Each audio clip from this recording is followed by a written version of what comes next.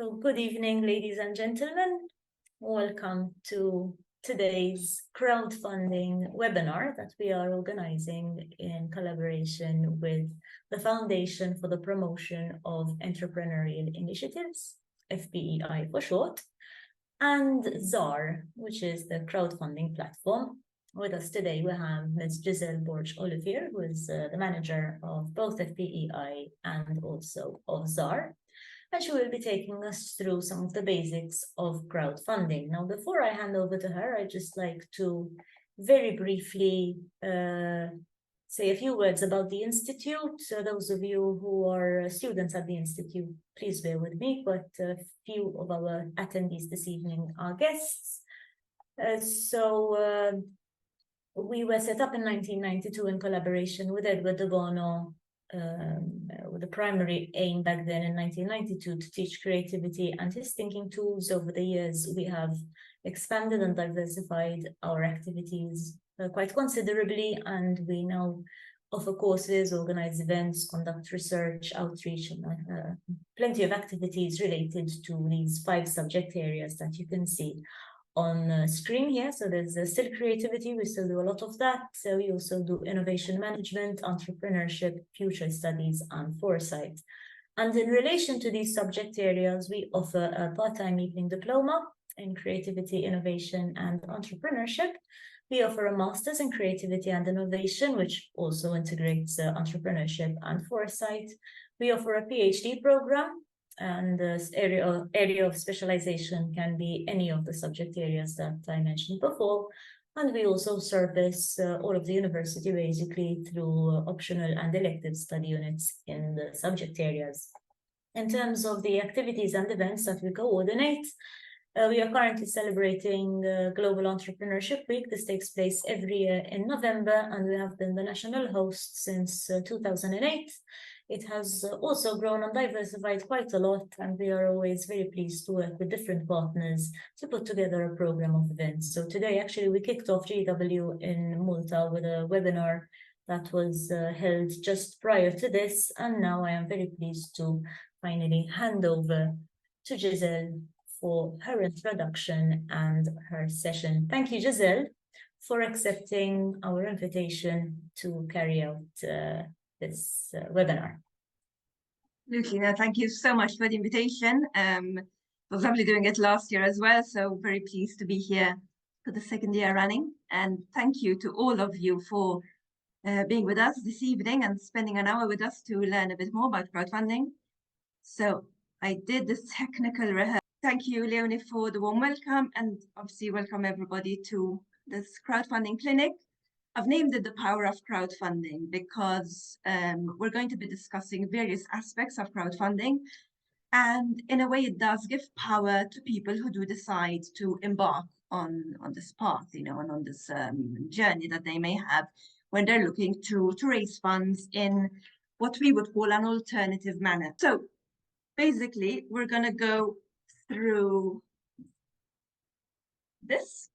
Just a brief overview of what we're going to be covering. We'll have a bit of an introduction. What is crowdfunding? It's a term. When I tell people I work in crowdfunding, I still get blank looks and that, there's this very odd term that they may have quite heard of. They're not quite sure what it is. Now, I know that obviously you guys are all students of innovation and whatnot, so you probably do know the term. But it's good to obviously all be on the same page and have the same foundation. We'll then look into the history of crowdfunding, because many people think that it's something very recent, but is it actually? There are different types of crowdfunding available. So again, we'll see the different types, and we'll see into how crowdfunding actually differs from the more traditional finance methods that we're sort of used to, the ones we tend to grow up with, the banks, the financial institutions, the real brick and mortar, sign 100 pages and we'll give you money kind of system. Then we'll move into the nitty-gritty of how crowdfund, obviously very important if it's something that you are looking into, because although you might know about it, how does it actually work? Some people sort of need to know a bit more before they make the leap, as it were. And also what makes a good campaign, because it's not just about, okay, I'm gonna, have a crowdfunding campaign on ZAR and it will run itself. Not quite so simple. And then what happens if a campaign fails? If crowdfunding goes wrong, what can you take from that? Because there's always a lesson. Even if it fails, it's never a full failure. Now I'll take any questions at the end of the presentation, if that's okay. So, jot down any notes and any queries that you may have as we go along. And hopefully there'll be time at the end to answer any questions you may have. So let's move on to a bit of an introduction about crowdfunding and ZAR. So just as a very basic introduction, I suppose, crowdfunding is an online method. Very important, it is online. Fundraising can be done offline. Crowdfunding cannot be done offline. It's a method of raising funds for a project, an initiative, whatever term you'd like to use, from the crowd. Now, when we say the crowd, we're typically referring to your immediate crowd, which are your family and friends, but it could be strangers as well. The strangers could actually be interested in your project, and you could get funding from them from wherever they are in the world as well. Now at ZAR, our tagline is funding ideas, because ultimately that is what crowdfunding is all about. You are raising funds to implement an idea that you have for a project. And we believe that great ideas should go far, and it's our mission to provide that space for that to happen through ZAR as a crowdfunding platform. So as Leonie mentioned earlier, this is basically this webinar has been done in cooperation with ZAR and FPEI. And you might say, where does FPEI come in? Well, FPEI is actually the foundation that owns ZAR. So ZAR is the flagship project of FPEI. And the foundation was actually set up by the University of Malta and the Malta Business Bureau back in 2015, precisely to tackle the issue of access to finance. And this is very much where crowdfunding fits that bill. So just as a brief history, we've been in operation since 2016. And to date, ZAR has basically run an average of 25 projects or campaigns a year across various sectors. So that is basically just a brief intro about ZAR and how we came about and the reason for ZAR existing. So let's talk a bit more about crowdfunding per se. So as the name suggests, crowdfunding is getting funding from the crowd. Very simple. The person who named it, I'll tell you later, didn't beat about the bush. He knew exactly what he wanted to say. So what is it though? I mean, how is it going to work? Basically, you've got an idea. To implement an idea, you obviously need funds. You need money. Now, if you're very lucky and you come from a wealthy family or you have many savings and you have your own funds, you probably don't need crowdfunding, although you might, because then obviously it depends on how much money you need. But most people would require a certain amount of money to really get their project off the ground. And this is where effectively they go to a crowdfunding platform, just as ZAR is, to see if their project is feasible, because not all projects are necessarily suitable for crowdfunding. But let's assume your project is suitable for crowdfunding. So you put in all the details about the project, you explain to people, the passion behind it and what you want to implement, and the story, the pitch, essentially. So that's all ready, and your project goes live. You tell your crowd about it. That is super important. Just because the project goes live, don't expect, people to be checking ZAR every day for new projects. That is obviously where the project owner has, I would say, 90% of the responsibility to let people know about their project. Okay, it's super important that the promotion is done by the campaign owner. An example I like to give is that if a restaurant tells you, come and eat at my restaurant, well, you're going to say, yes, obviously you're going to tell me to come and eat at your restaurant. But if a friend tells you, go and eat at that restaurant, you're going to believe the friend a bit more.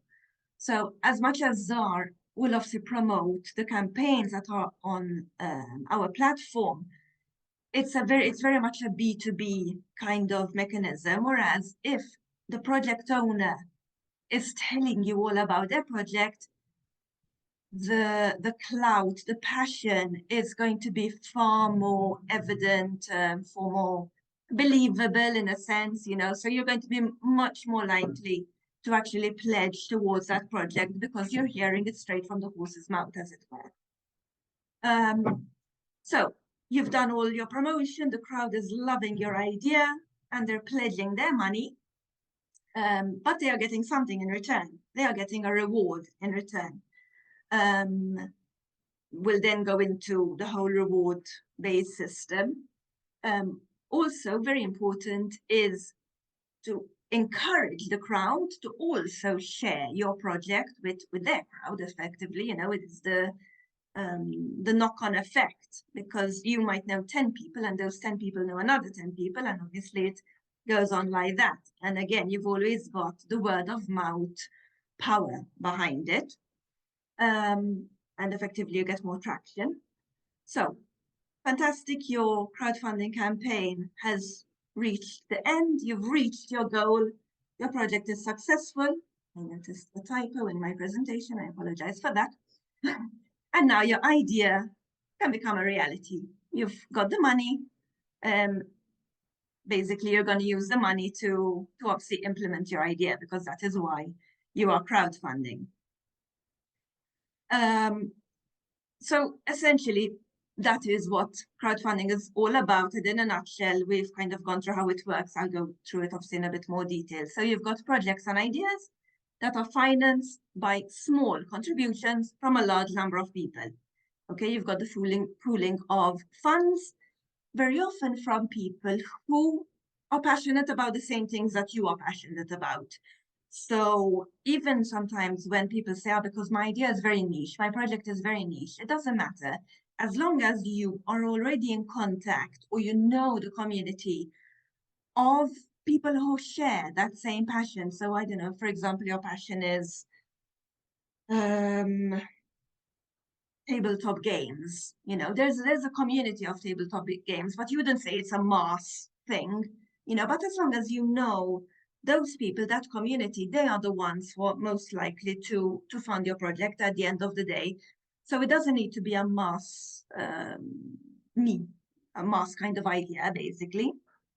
And crowdfunding sort of over the years has pretty much become an alternative method, as I mentioned before, to raise funding. And what's important is it's a fast alternative method. We don't have the 100 pages of bureaucracy and the papers that you need to sign. It's much, much faster, essentially. So where did crowdfunding actually stem from? Yes, now it's popular, but it actually began a long time ago in the 1700s. So a fact that I think few people know, but it's actually really interesting. So the first sort of form of crowdfunding that we know about, essentially, was the Irish Loan Fund. And this was established by the author and Irish naturalist Jonathan Swift in the early 1700s. We don't have an exact date. And basically what he wanted is to provide loans to poor but credit-worthy people in Dublin. The fund was successful, and thanks to this fund, then it sparked a wave of innovations, actually. So, sort of more people, basically, it was a case of rinse and repeat, And in fact, there was also an official loan fund board in 1837. So again, we're talking a fairly long time ago. By 1843, there were approximately 300 loan funds in Ireland alone, okay? The crowd part of the funding for Ireland's loan funds was in the form of donations from wealthier citizens. And why would wealthy people want to donate to the poor? Basically, for them, it was charity. They saw it as a charitable way of helping the poor that is also a structured way. And that is very important when it comes to crowdfunding. We very much believe in transparency and in accountability and in having everything done in a structured manner. So moving on to 1780, in the past, it was very common for nobles, and rich people to pay for the expenses of artists. We know that this was typically called patronage. You'd have the wealthy people who would basically pay for, artists to be able to paint whatever it is that obviously the patron requested. Sometimes it wouldn't just be one person. Sometimes actually it was a group of people. So again, the crowd. And famous cases from this time are Alexander Pope and also Wolfgang Amadeus Mozart, name that I think is known by everybody. So with Alexander Pope, he started translating the Iliad, the ancient Greek poem, and this was actually funded by his audience. And he used a subscription-like model. So he got paid in advance, and he promised to publish a volume each year. And this actually continued for 6 years. So this allowed him to basically have funding for 6 years that kept him sort of comfortable. The publication of the volume was the reward, as I said, before, for pledging towards a campaign, you will get a reward. And also another thing he did, and this is something that they still do today, everybody who pledged, or in his case who subscribed, also got their name published in a volume. Now, little side note, I actually have my name published in a book that was crowdfunded in 2011. It was a very random internet find, I suppose. But yes, I just thought, oh, this is fun, there's a bit of ego behind it, I think, as well. But I got the book because that was part of the reward, and there is my name. Okay, it's like in a list of about 500 people, but I know my name is there. So as you can see, this reward is still ongoing and still sought after. Mozart basically had a tour plan in the early 1780s, and he was struggling financially.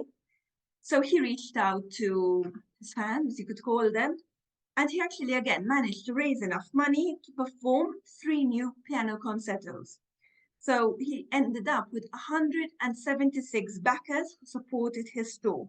And once again, they received a reward in the form of a concert manuscript with their names. And he also, signed it, kind of, thank you, Giselle Mozart. So sort of the idea of crowdfunding is not new. Another very interesting campaign is actually the Statue of Liberty. I mean, I've never been to New York, but we all know what the Statue of Liberty looks like.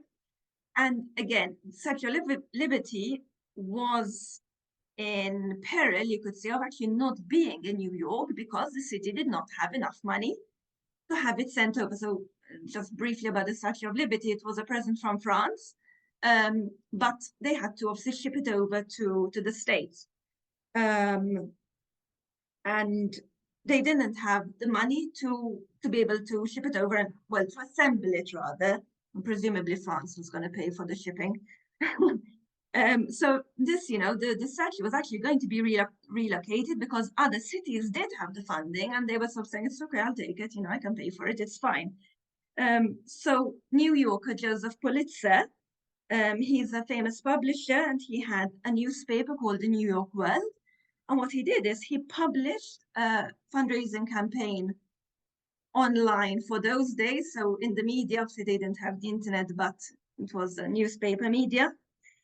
And what he offered was either a 6-inch figure of the Statue of Liberty or a 12-inch figure. If you pledged $1, you got the 6-inch one. If you pledged $5, you got the 12-inch figure. and thousands of people supported it. You know, they wanted obviously their replica of this iconic statue. And well, the Statue of Liberty, as we know it, is now in New York, thanks to crowdfunding via print media in those days. Coming to the 1900s, so a bit more recent, we had the first crowdfunded movie, which was actually in India. And it was crowdfunded by Indian farmers. So the movie was called Manson and directed basically by Indian film director Shyam Benegal. And he managed to collect donations from 500,000 Indian farmers because they felt that this movie represented them, essentially, because the movie was about, it was a story of a poor milk farmer in India. So the farmers actually wanted to see it being produced, you know, and this ties in with what I said before about knowing your niche, knowing your community. You know, it's not about reaching the mass audiences, it's about reaching the people whom you can connect with for your project. And yeah, crowdfunding for movies in India since then has been very, very popular. 1997 is when we know about sort of modern day crowdfunding as we would know it, thanks to the British rock band Marillion. I know a lot of you are very young, you might not know them, but they have very good music if you're into British rock. And again, they wanted to have a reunion tour, but they didn't have the funds available beforehand to be able to sort of make sure that the tour was going to be possible. So they reached out to their fans. So it was a keyboardist, actually. He sent an email to his mailing list, had 1,000 people on it, telling them that the band would lose about $60,000 if they went on tour. And it was the fans who actually said, okay, fine, we'll raise the funds for you. So effectively what they did is kind of a pre-sale sort of campaign. They bought the tickets beforehand, which obviously gave them the foundation and the leverage to be able to go on tour, essentially, in the States. And thanks to this one music tour, the basically Artist Share, which was a crowdfunding platform, one of the first, focused purely on musicians who wanted to raise money to either produce albums or go on tour. And this happened in 2001. And thanks to Artist Share, 2 years later, there was a jazz artist named Maria Schneider, and she won a Grammy Award for a record that was sponsored by her fans. And it's a bit of a milestone for crowdfunding because it was the first time that a record won a Grammy without actually being sold in normal stores. And then obviously thanks to sort of this model known as the Marillion model, we got more popular platforms like Indiegogo in 2007 and Kickstarter in 2009. And before I told you about the word crowdfunding, it was actually coined in 2006 by an entrepreneur, obviously, by the name of Michael Sullivan, and he just needed a very short, concise way to describe collecting donations from people. So collecting donations from the crowd, crowdfunding, simple as that. So that is basically where the word appears. So it's not even 20 years old yet. 2008, we saw the Great Recession that obviously affected the financial industry as a whole, including the traditional financial sector as we know it. And this, in a way, it was very bad for people in general and finance. It was actually kind of good for crowdfunding because it led people down a different path to look for alternative financing methods. And therefore, you know, sort of crowdfunding grew a bit more. It grew in popularity, it grew in status, it grew also in trust. You know, it became a bit more mainstream. Then in 2011, we had Crowdcube that launched. Crowdcube is an equity-based platform. It's in the UK. still one of the largest platforms available. And then in 2016, we had ZAR that launched. So ZAR is Malta's only reward and donation-based crowdfunding platform. A bit of an accolade that we're proud of. You know, not that obviously we don't support other platforms, but it's nice to be a bit unique. So essentially, as you can see, crowdfunding had a very long history, and now, as I said, it's become more mainstream, more people are trusting it, and more people are using it across various sectors. So I've mentioned reward base, I've mentioned equity. You know, you might be saying, okay, but what are these? There are, in general, 4 types of crowdfunding. There's the donation model, the reward-based model, the lending, and the equity. ZAR handles donation and reward-based only.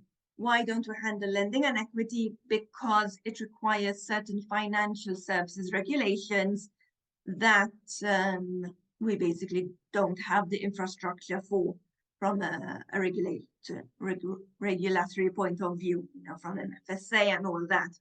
So we at the moment we are sticking to the donation-based and the reward-based models. But I'll just go through all of them briefly, just so if you come across the other models, or if you're in need of using the other models, you also know that there are platforms available that do offer lending and equity. So donation, as the name very much implies, it is for non-profits, it's for philanthropic organizations, it's for charities. You are giving a donation to a cause that you believe in, a worthy cause, be it animals, be it children, be it the environment. You know, you believe in something and you're just giving money because you want either more research to happen on the project to go on. There's no reward there. You know, you might get a thank you, but it's a one-way transaction. You're giving the money because you ultimately believe in the cause that that charity or voluntary organization represents. The reward model is a bit more interesting, perhaps. It's most common with, let's say, startups, early startups, entrepreneurs, very often freelancers or sole entrepreneurs. It's also used as a pre-sales model. And here you get a reward. Now, what is the reward? Or rather, let me start. What is not the reward? The reward is not financial. You do not get your money back. You do not get shares in the project. At no point do you own the project. You cannot tell the person what direction you want the project to go in. You give the money. They will give you a non-financial reward. Like I mentioned before, I got the book and my name in the book. It's non-financial because I got the actual product. So very often it's either the product, a good, it could be a service as well. It could be a perk. So it could be, for example, a donation. Sorry, not a donation, a discount. Although you might say, but that's financial, but I'm not giving you money. I'm just giving you a discount. You will still need to obviously purchase the product. It could be, I mean, when it comes to rewards, I always say, be as innovative as you like. Make sure that obviously it's not counterproductive in terms of costing you more money, because you don't want to be spending money on the rewards to make money. But it could be anything. It could be a talk. It could be a webinar. So the rewards can be anything as long as they are non-financial. And basically for each pledge, there would be different rewards allocated. So for example, if you pledge 20 euro, you'll get a basic reward. If you pledge 50, you get a slightly bigger reward, and so on and so forth. The lending model, lending and equity, is now when we're talking sort of the bigger bucks.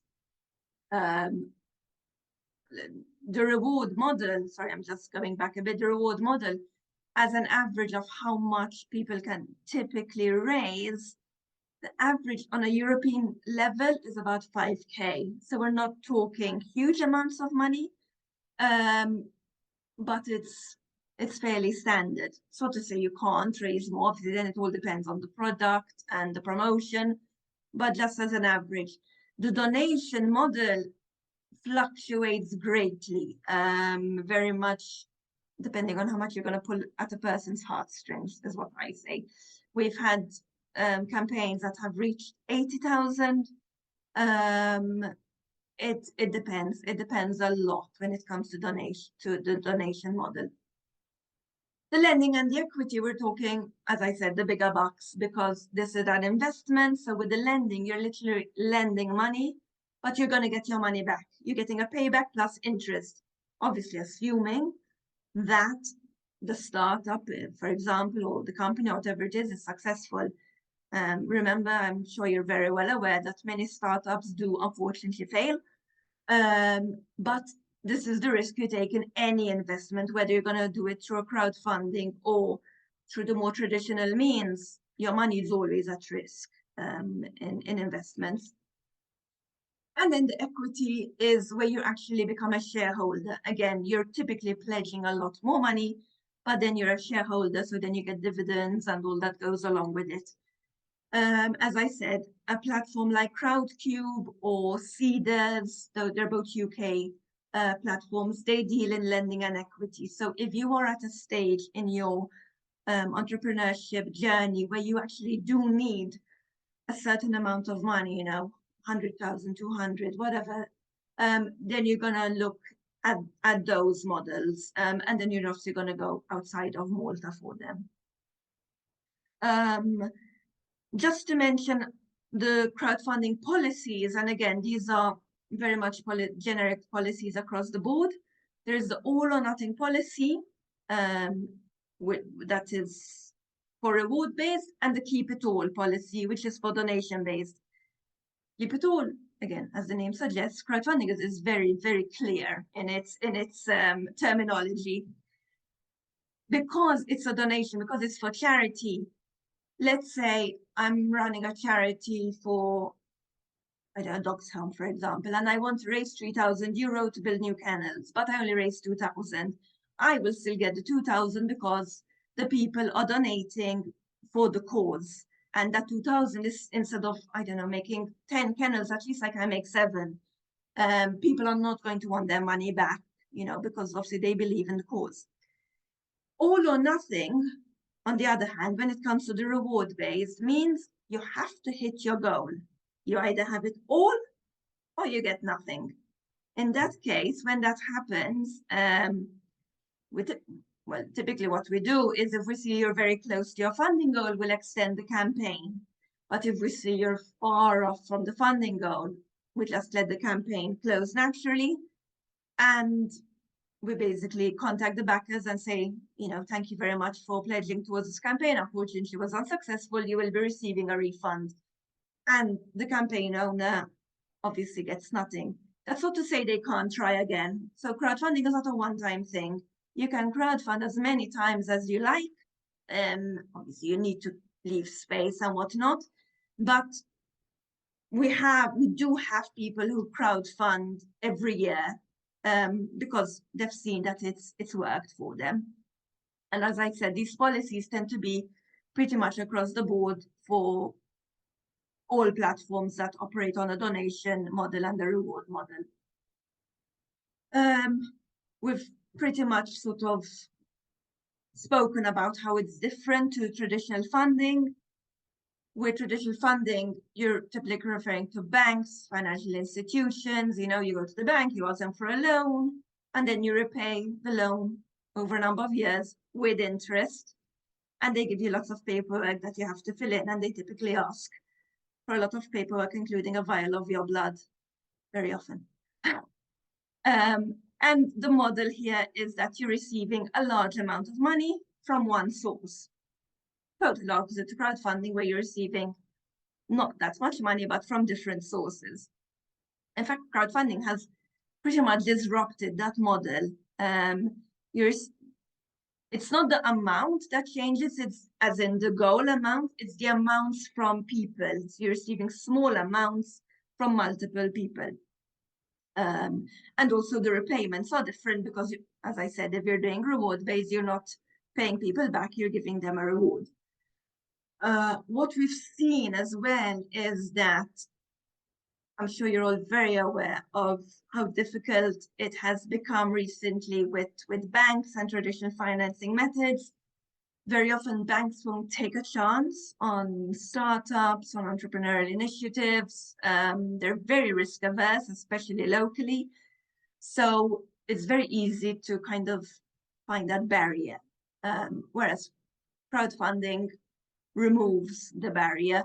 Yes, more work is involved, but it is a disruptive scheme, as it were. So crowdfunding is essentially what we would call a microfinance initiative, where we look to support entrepreneurs and small businesses, very popular with charities, as I mentioned before. And what ZAR does, just to sort of structure the way we operate, is we have 4 pillars. We have a business pillar, a community pillar, a research pillar, and a culture pillar. They operate in the same manner,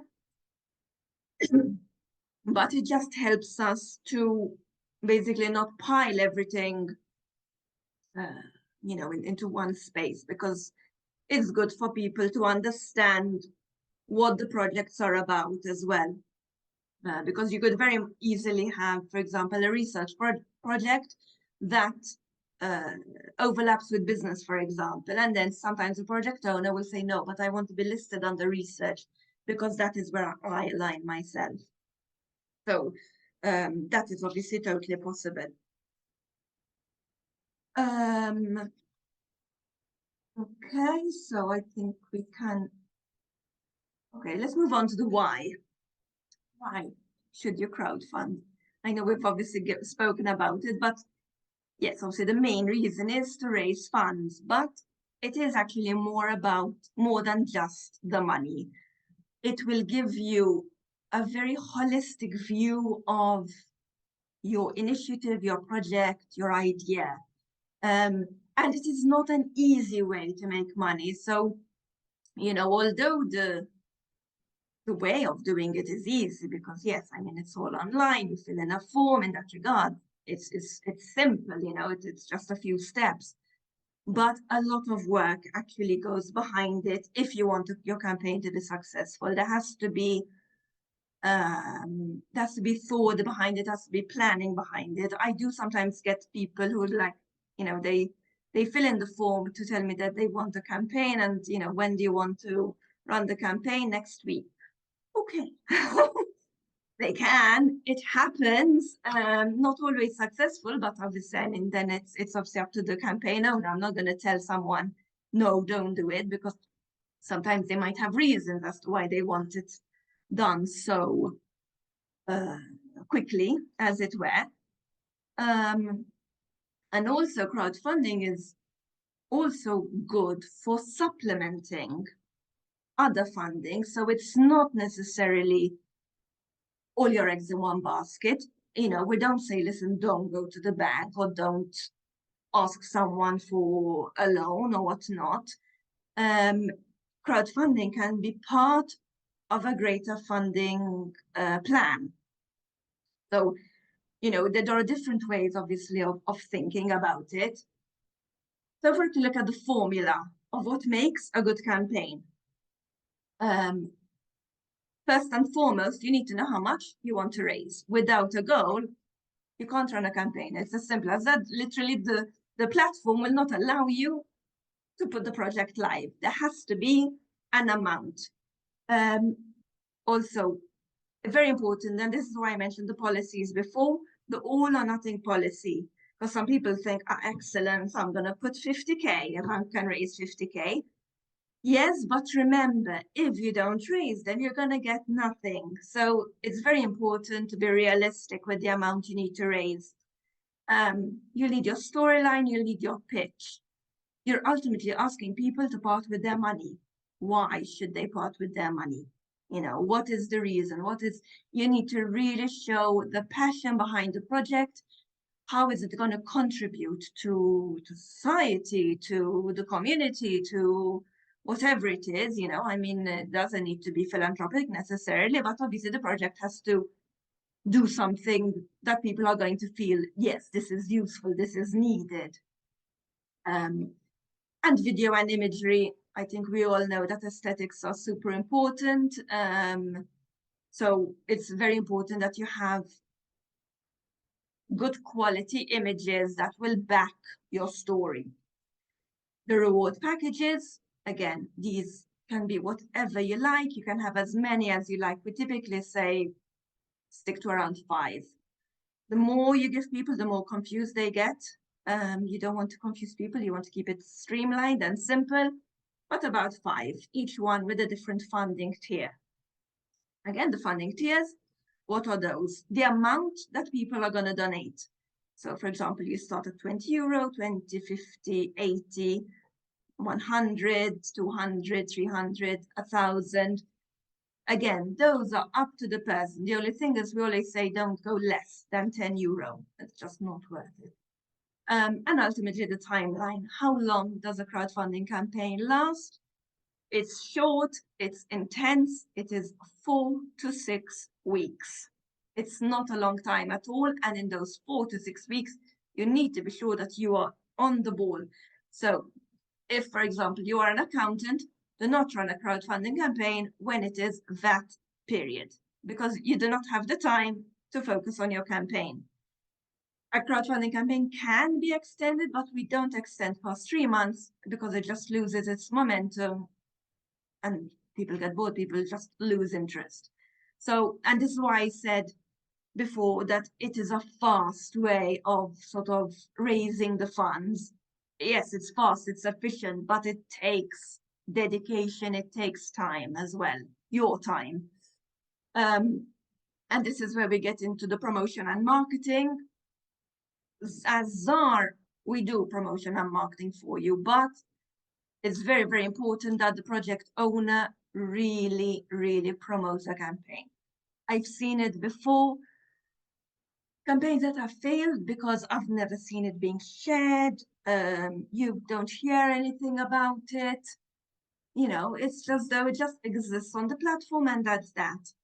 And that's not going to work. So it's really important that there's a good promotional plan. And this is why you need to plan from beforehand, because you can't plan your promotion whilst it's happening. You know, you need to kind of ensure that everything is ready. So then all you need to do is implement it.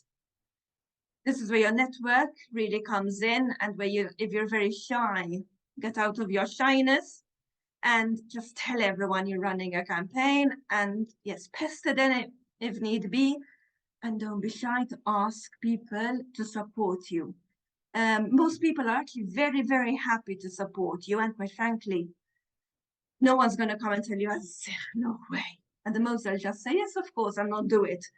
But at least you've done your bit, you know, better than holding back. And then once it's over, someone goes, why didn't you tell me? I would have pledged, of course. And then you're kicking yourself. Update the campaign. You always have access to the campaign whilst it's running, so you can update it if you have new information or, you know, new images or whatnot. And ultimately, assuming obviously the campaign is successful, you thank your backers. You will have access to the list of backers. You have to provide the rewards, and then you implement the project. So in reality, this that you're seeing on the screen, look, till 1, 2, and 3 can take you maybe 8 weeks, 10 weeks, perhaps, you know, so it's short. And then point 4 obviously depends on various things. It depends on what the rewards are, or what you need in order to provide them. And obviously implementing the project can take time. But it is very formulaic. If you follow this, you've got a fairly done deal. Let's put it this way. So we can never guarantee that a project is going to be successful, but this is a very good formula to follow. There are other benefits to crowdfunding, as I said before, apart from just the money. One, it's outreach to your community and a broader audience. your crowdfunding online. Online means there's no geographical boundaries. You know, anyone who goes on the ZAR page can see it, whether they are in South Africa, and Australia, and Canada. There's no boundaries here, and because obviously the payment gateways are international, any major credit card is accepted. So, you know, that is a fantastic benefit. You're also exposing your work through the promotion. So again, more people are going to know about it. And this segues very nicely onto the validation, you know, because if you see that you're not getting pledges, that says a lot about the project. It could say something about the campaign itself, if the campaign is just not structured properly, but it could also say something about the project. It is a sort of free way, in a sense, of validating your idea with an audience that's as vast as you want it to be. You can also then attract even further backing through corporates and possibly other sources. We did have a project 2 years ago that basically got backing from a fairly large hotel chain in Malta. They saw the project, they liked it, and they wanted it. It had to do with foodstuffs and whatnot, and they got the person to implement the project on their premises, as it were. So this person not only got the backing, but they got a corporate partner as well. And as I said before, because you've got access to your backers, that's it, you've got a database. You've got a database of people who are interested, your first followers, your community. People will not back a project, unless obviously maybe it's, you know, your immediate family, but most people will back a project because they want to know more about the project. They believe in the project. So that is your community. And as we know, data is today's gold. Okay, sometimes it goes wrong. What happens if it goes wrong? Obviously, you're allowed to be upset. It's normal. As I said before, crowdfunding is never guaranteed, but you know, we obviously try our best from the side of the platform, and also by providing you with information and support throughout the way. Ultimately, you're still at the mercy of the crowd. Sometimes you just don't tap into the right crowd, the right community. These things can happen. No crowdfunding platform can promise a 100% success rate. That is a given, you know. Whatever platform you go to, they say, yes, for sure you will achieve your goal with us. It smells fishy, so just be aware. But it's a learning moment as well. This is, if it goes wrong, this is where you analyze your campaign, see, you know, was your text not clear? Perhaps it was too formal or too informal for what the project was. Did you not have enough images? Were they not of good quality? You know, there could be different reasons. You obviously need to analyze the campaign. You review your actual project, your idea.